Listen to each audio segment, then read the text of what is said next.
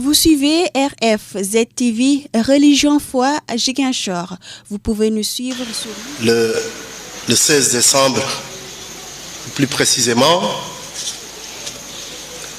j'ai vu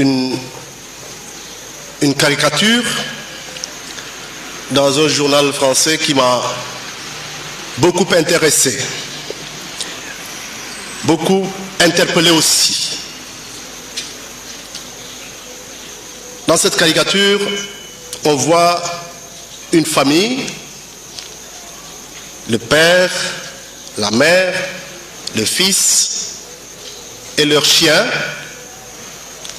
qui sont en train de chanter à pleine voix. Chanter à pleine voix un chant. Et ce chant, c'est mon beau vaccin. Mon beau vaccin, roi des fessiers. Un peu amusant, mais ça interpelle. Et devant eux, il y a une grande seringue qui est bien ornée d'une guirlande, et au sommet de l'aiguille, il y a une croix. Voilà la caricature. Et qu'est-ce que cet auteur, l'auteur de cette caricature, a voulu transmettre comme message? D'abord le chant lui-même, ou le titre d'abord. Le titre de la caricature, c'est « Le vaccin arrivera-t-il pour Noël ?» Voilà. Et le chant « Mon beau vaccin, roi des fessiers » reprend un très ancien chant et très populaire, un chant d'origine allemande, qui était traduit en plusieurs langues, notamment en français. Et le chant, c'est « Mon beau sapin, roi des forêts ». Et donc l'auteur de la caricature change les paroles. Au lieu de sapin, il met vaccin. Au lieu de forêt, il met fessier. Pourquoi fait-il cette caricature à cette période-là, donc juste avant Noël? Pour ma part, je crois que cet auteur a eu une lecture très fine de l'actualité, puisque depuis des semaines, toute l'actualité est dominée par la découverte de vaccins contre le corona. Voilà. Et pour lui, cette actualité-là a complètement noyé l'actualité de Noël. Au lieu de parler du sapin, on parle du vaccin. Et que dans notre monde d'aujourd'hui, où nous sommes en train de vivre Noël, la bonne nouvelle, ce n'est pas Noël. La bonne nouvelle, c'est la découverte d'un vaccin. C'est cela le message de cet auteur. Mais on peut aller plus loin, puisque le sapin lui-même, qui a été introduit dans la liturgie chrétienne, notamment pour Noël, autour de la crèche, entre le 11e et le 12e siècle, a finalement arraché la place de Jésus lui-même. On se préoccupe d'abord de chercher un sapin. On ne se préoccupe pas d'avoir une crèche dans laquelle se trouve l'enfant Jésus. Et aujourd'hui, comme le montre l'auteur de cette caricature, c'est finalement le vaccin qui prend la place du sapin. Et le Christ est finalement relégué à un troisième niveau. Pourquoi je reviens sur cette caricature en cette nuit? C'est que, en y regardant de plus près, les pouvoirs publics se sont toujours pratiquement comportés de la même manière. Et que quand le pouvoir oublie Dieu, quand le pouvoir oublie la présence de Dieu, il se prend pour Dieu lui-même. Il se prend pour la bonne nouvelle.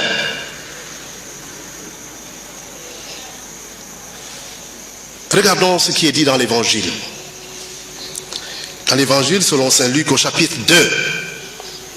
En ces jours-là, parut un édit de l'empereur Auguste ordonnant de recenser toute la terre, ce que les Grecs appellent l'œcuméné, donc toute la terre habitée. Ce premier recensement eut lieu lorsque Quirinius était gouverneur de Syrie et chacun allait se faire inscrire dans sa ville d'origine. La prétention des Romains qui avaient dominé tout le monde méditerranéen à cette époque-là, c'était d'ériger l'empereur romain en Dieu. Et que tous les peuples dominés par les Romains devaient rendre un culte à l'empereur romain, César. C'est ça. Et donc César vient prendre la place de Dieu. Ce César-là traverse toute l'histoire de l'humanité. À tous les âges, à toutes les périodes, nous avons des Césars qui ont l'ambition de prendre la place de Dieu et de tout régler. De tout régler. Mais si on veut tout construire sans Dieu, on va à l'échec. On va à l'échec. Et si Luc prend le temps de donner le contexte dans lequel Jésus est né, c'est qu'il sait que ce pouvoir romain, arrogant, qui pense être le cœur du monde, va à son échec puisqu'il exclut Dieu et se prend pour Dieu. Joseph et Marie vont se faire recenser. Le mot recensement revient à plusieurs reprises dans ce texte pour montrer qu'il est au centre de la préoccupation, de recenser. Recenser pour quoi faire? Recenser toute l'humanité, pourquoi faire? Pour dominer. Recenser toute l'humanité pour taxer. C'était ça l'objectif de Rome. Pour prélever l'impôt. Comme ça, chacun paye pour faire vivre ce pouvoir-là. Recenser tout le monde. Donc, Joseph et Marie, eux aussi, vont se faire recenser. Mais Marie n'est pas seule.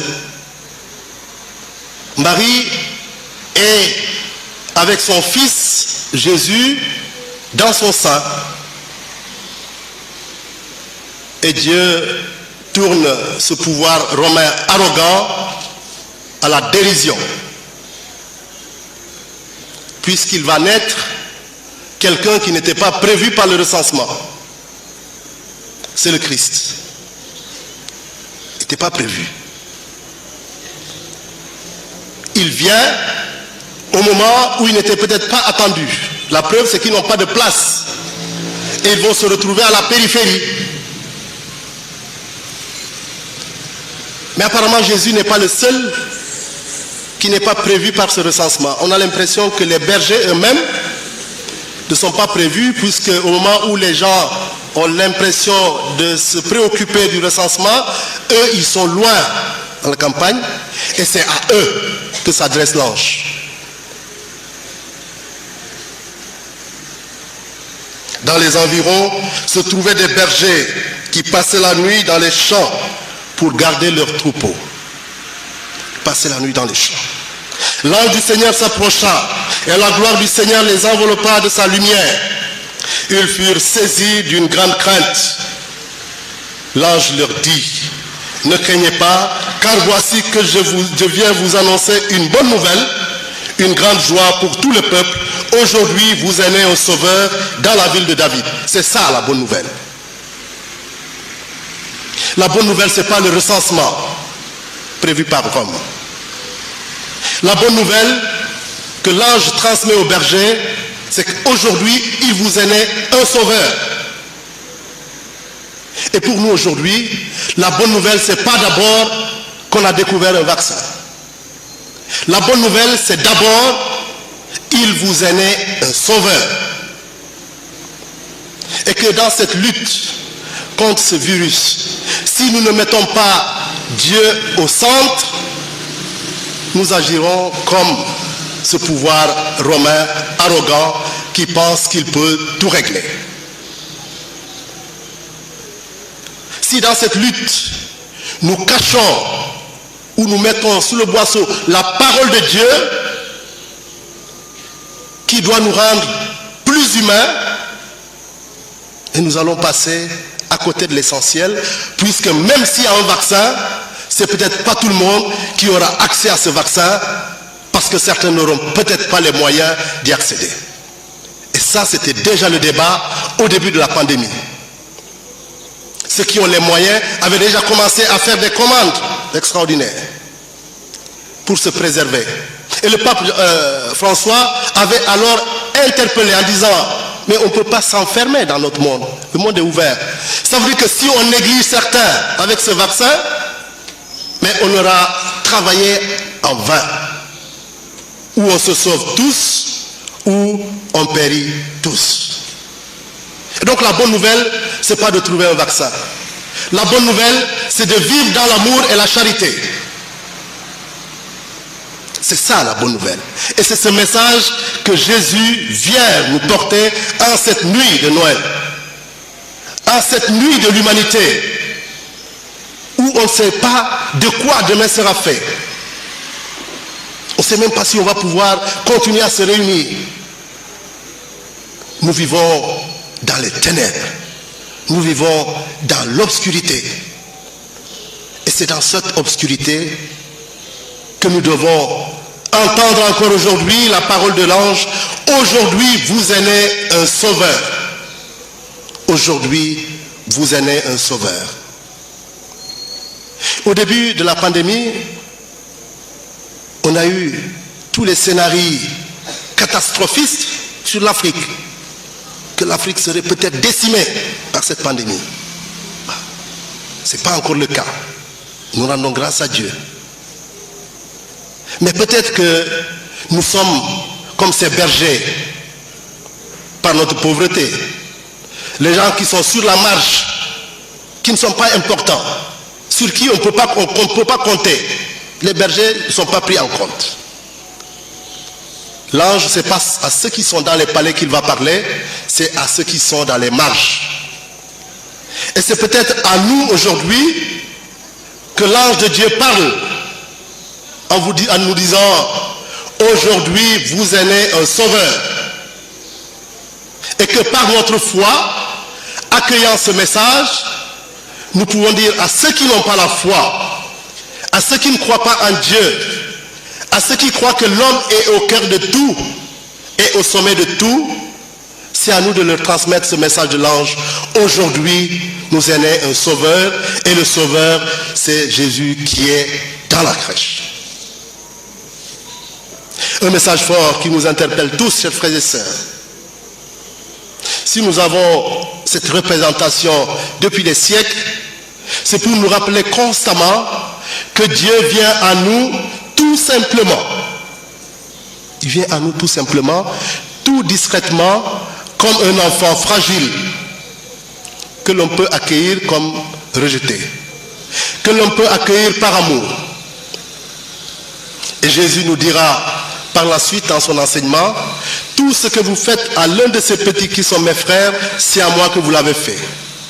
Et donc le sentiment qu'on doit avoir pour cet enfant qui est dans la crèche, c'est le sentiment qu'on doit avoir pour tout homme que le Seigneur met sur notre route.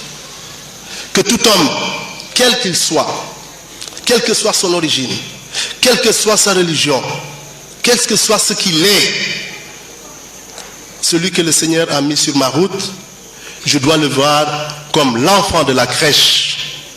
Je dois le voir comme Jésus lui-même, qui doit m'interpeller dans ma vie, dans le plus profond de mon être. Cette nuit, lui de la lumière de Dieu. Et Saint Paul nous a dit dans la deuxième lecture, tirée de sa lettre à son disciple Tite, Saint Paul dit ceci: la grâce de Dieu s'est manifestée pour le salut de tous les hommes. Voilà. La grâce de Dieu s'est manifestée pour le salut de tous les hommes.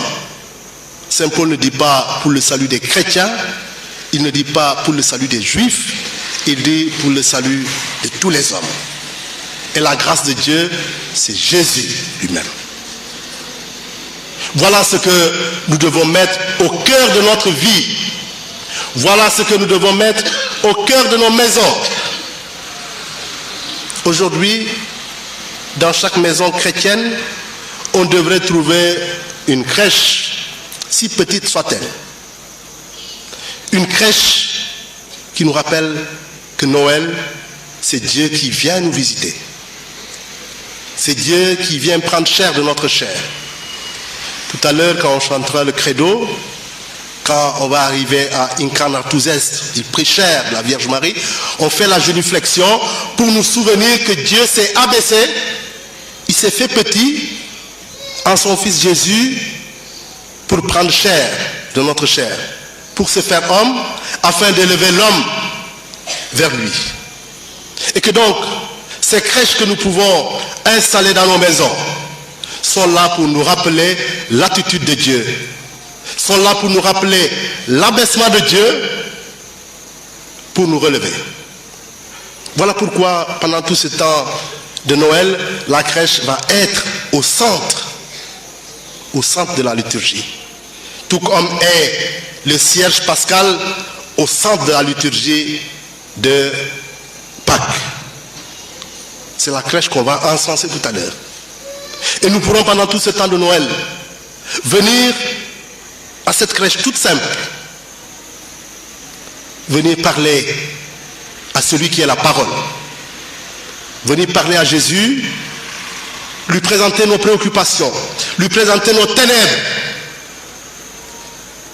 lui confier ce que nous sommes, lui confier nos familles, lui confier les membres souffrants de nos communautés, ceux qui souffrent physiquement, ceux qui souffrent spirituellement, ceux qui souffrent moralement. Et ce soir, tout particulièrement à la veille des premières communions des jeunes de notre paroisse et d'autres paroisses voisines, nous allons les confier, ces enfants et leurs familles, à l'enfant Jésus. On peut dire quelque chose malheureux bon. Ils ont été patients, ils ont attendu depuis l'Ascension jusqu'aujourd'hui. Finalement, leur première communion va coïncider avec la fête de la Nativité. Que l'enfant Jésus soit un modèle pour tous ces enfants et que la lumière de Noël brille dans leur cœur, que la lumière de Noël brille dans le cœur de chacun d'entre nous ici présents, que la lumière de Noël brille dans notre monde, que rien ne nous arrache cette joie de Noël. Noël, c'est la joie. Noël, c'est la joie en nous souvenant des paroles de l'ange. Aujourd'hui, vous êtes né au Sauveur. Et c'est à ce titre qu'on peut souhaiter joyeux Noël à tout le monde, même aux malades. En disant joyeux Noël, on parle d'une joie profonde. La joie que Dieu ne nous oublie pas, que Dieu est avec nous. C'est cela aussi le nom de Jésus. Nous allons prier pour que la paix continue de faire des pas, surtout dans notre région. Jésus est appelé Prince de la paix. Que nous puissions marcher vers une paix définitive qui permettra à chacun de vivre dignement du fruit de son travail.